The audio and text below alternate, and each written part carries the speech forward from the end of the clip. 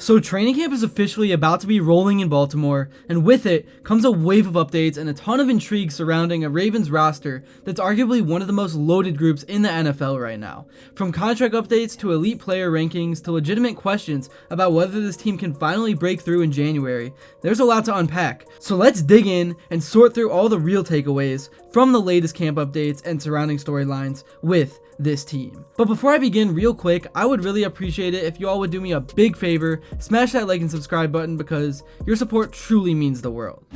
Alright, so first off, let's talk about the Mike Green situation, which has been a quiet point of frustration. The Ravens for the longest time haven't been able to get their rookie signed until earlier today. It wasn't because of any holdup on their end or Green's, but because of some unusual contract developments around the league. The Browns with Carson Schlesinger and the Texans threw a curveball when they gave their early second round picks fully guaranteed deals, and that shifted the landscape for the entire second round and made things difficult for teams like the Ravens, who were following the precedent set in prior years. But now the dominoes are starting to fall. The 49ers locked in their second rounder, Alfred Collins, to a deal that's mostly but not fully guaranteed. And we don't know the exact details into Green's contract just yet, but I'm assuming they're pretty similar. And the Bears actually followed suit as well by signing Shamar Turner, who was taken just 3 spots after Green, and that gave Baltimore the framework to finally finalize a deal, likely one with strong guarantees, but not all the way. In other words, the wait is over, and barring any setbacks, Mike Green should be on the field in short order. But while we wait for the official details on that contract, some Ravens are already making headlines, and not just locally. Kyle Hamilton was named the #1 safety in the entire NFL by ESPN's top 10 positional rankings. It's a bold statement, but when you look at what he's done, it's not undeserved. Hamilton was the only safety last season to post double digits in both tackles for a loss and pass deflections, along with 3 sacks and 4 interceptions. And even though his 2024 numbers dipped slightly across the board, over 60% of evaluators still voted him as the best in the league. Why?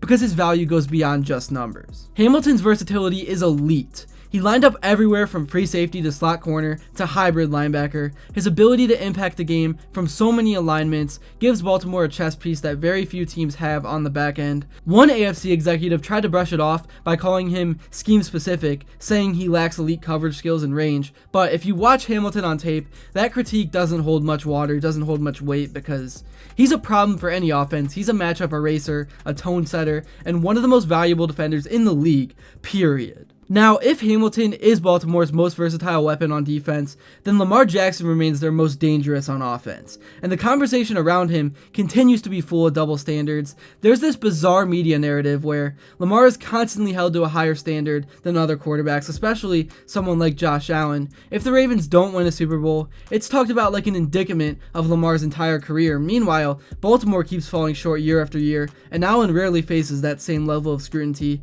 Yet, when it comes to the rankings, Allen consistently gets the edge. It's a strange contradiction, it really is, and it's one that I've seen a lot of fans rightly calling out.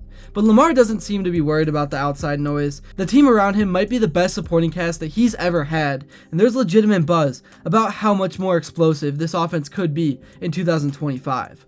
Of course, the addition of Derrick Henry last year brought a whole new dynamic to the run game, and once again, if Henry stays healthy, he'll give the Ravens a physical presence that teams will have to respect, as they had to in 2024. And that should once again open up everything for Lamar. If things break right, we could be looking at an MVP caliber season once again.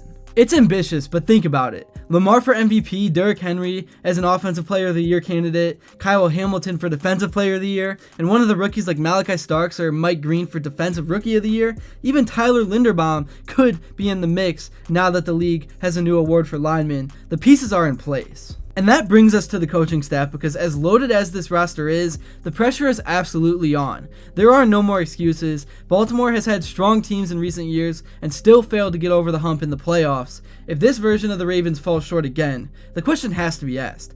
Does the coaching staff need to be reevaluated? It's definitely a fair question, because while Lamar, Hamilton, Roquan Smith, and company are doing their part, there's been a pattern of January letdowns that need to be addressed. Harbaugh has been a steady hand since 2008 and definitely deserves respect for that longevity, but at a certain point, results do matter. A coach walking into this roster now loaded on both sides of the ball would have a very hard time failing, so if this group underachieves again, maybe a change is what's needed to finally maximize the potential, but I'm not sure. Let me know what you guys think in the comments below. Speaking of Roquan Smith though, there's been some conversation around him looking a step slower at times last year. Some analysts even went as far as to suggest he looked out of shape, but for fans who followed the team closely all this time, there may be more nuance here. Smith played through shoulder and chest injuries late in 2023 and may have come into the new season heavier intentionally to better absorb contact and take on more run-stopping duties, especially with Patrick Queen no longer next to him.